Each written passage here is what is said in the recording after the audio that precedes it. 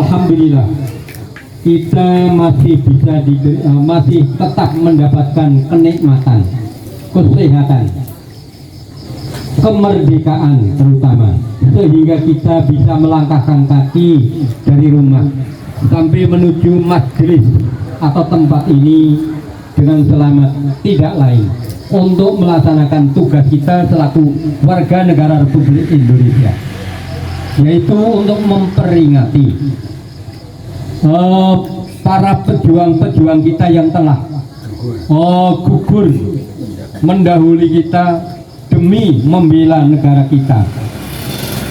Untuk itulah Bapak Ibu sekalian, baru-baru saja selesai membacakan permohonan doa atau mendoakan kepada semua almarhum almarhumah yang telah gugur mendahului kita, yaitu dengan bacaan surat Yasin, mungkin ditemukan bacaan tahlil, dengan tujuan untuk memohonkan ampunan dan mendoakan kepada semua para pejuang, mudah-mudahan diterima oleh Allah Subhanahu wa Ta'ala sebagai amal kebaikan, amal soleh, dan semuanya akan diangkat sebagai para pejuang-pejuang yang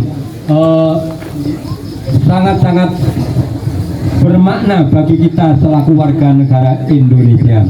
Bapak Ibu sekalian saya hormati, semua nikmat yang kita rasakan ini jangan sampai kita lalaikan. Untuk itulah, untuk meneruskan mengisi kemerdekaan ini, yaitu dengan cara kita melaksanakan tugas-tugas pemerintah yang telah dilaksanakan, terutama warga kita selaku warga desa di lingkungan RT, yaitu selalu patuh mengikuti aturan-aturan yang ada dari Bapak Ketua RT masing-masing, yang diketuai apalagi oleh Bapak Ketua RW, dikomando secara langsung. Mudah-mudahan dengan cara yang demikian ini adalah termasuk mengisi kemerdekaan. Untuk itulah kita tidak boleh mengingkari rasa syukur, karena kita selaku umat Islam sering mendengar dan sering membaca yang tercantum di dalam surat Ar-Rahman, yaitu yang berbunyi a'udzubillahi minasyaitonirrajim,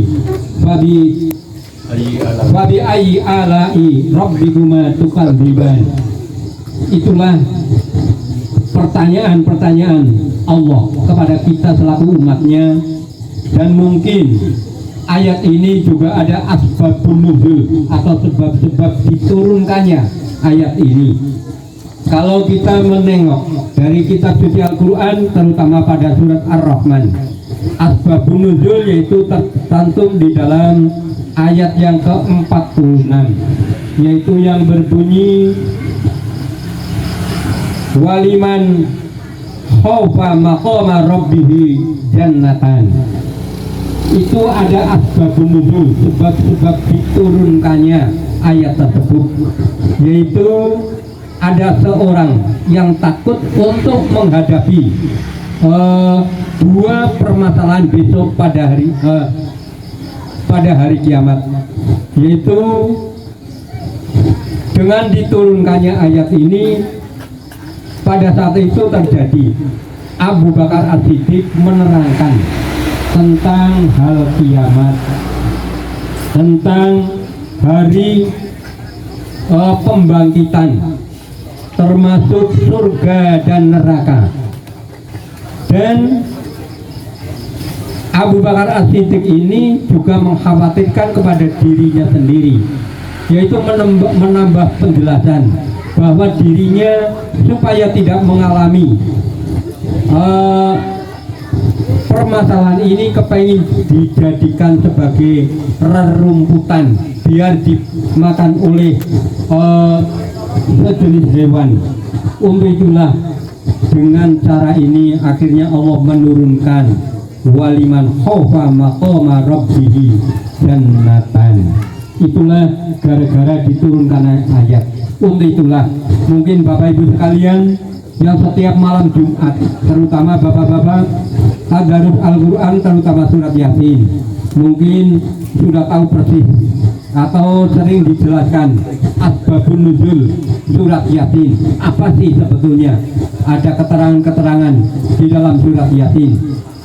Mungkin saya sedikit menyampaikan ayat 1 sampai ayat 10 itu ada sebab-sebabnya diturunkannya surat Yasin, yaitu ayat yang pertama, a'udzubillahi minasyaitonirrajim, bismillahirrahmanirrahim, Yasin wal Qur'anil Karim wal Qur'anil Hakim.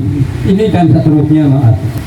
Ini gara-gara ada kejadian, yaitu pada saat itu orang-orang jahiliyah atau orang munafik, orang yang benci kepada Nabi Muhammad SAW, mencari Nabi Muhammad, di manakah Nabi Muhammad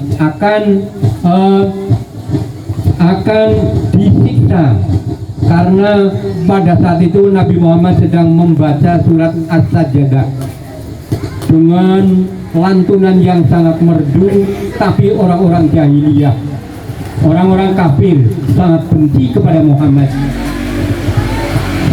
Secara otomatis dengan kebencian tersebut, akhirnya orang-orang yang benci itu tangannya terbelenggu.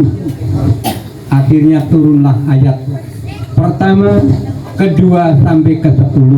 Untuk itulah dengan cara inilah Al-Quran diturunkan, itu sebab-sebab ada kejadian, termasuk bangsa Indonesia ini ada kejadian sesuatu hal yang sangat luar biasa, yaitu dijajah oleh bangsa, yaitu oleh Jepang pada awalnya.